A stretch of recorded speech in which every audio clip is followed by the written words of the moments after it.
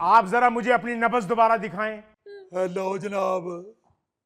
देखें, आपने एक दिन भी परहेज नहीं किया।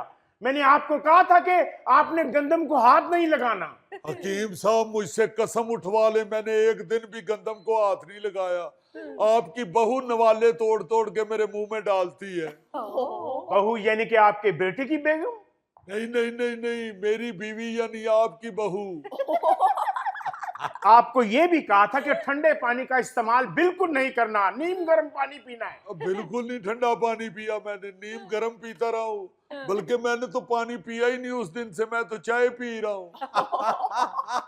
भाई चाय तो तुम्हारे लिए जहर है। जो नुस्खे में मैंने जड़ी बूटियां लिख के दी थी उसका कावा पीना था। अच्छा। गोश्त तो तुमने नहीं खाया? नहीं बिल्कुल नहीं खाया जी। शाबाश, गोश्त को देखना भी नहीं है। नहीं वेख्या है, मैं झूठ नहीं बोलना। वो घर से बाहर निकलता हूँ तो सामने हमसायों का बकरा बंधा हुआ है, हाँ। उस पे नजर पाड़ी जाती है, फिर क्या करूं।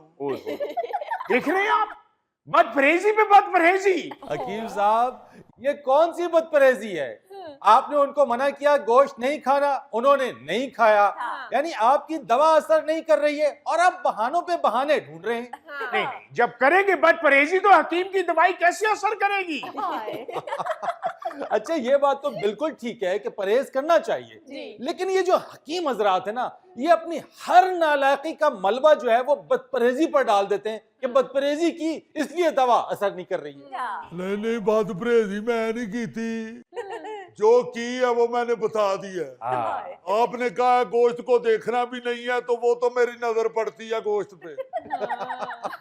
बेशक गोश्त की खाल नहीं उतारी होती, मगर नजर मेरी पड़ती है उस पे। ओ बुजुर्गो, बकरे को देखना और बात है, गोश्त से परहेज करना और बात है। जी मगर हकीम साहब कह रहे हैं ना गोश्त देखना भी नहीं है, तो बकरे में गोश्त ही होता है, ਉਹਦੇ ਚ ਕਿਹੜੀ मां दी दाल ਹੁੰਦੀ जे। ओ मेरे खुदाया, बदपरहेजी ये लोग खुद करते हैं, फिर कहते हैं कि हकीम की दवाई में असर नहीं है।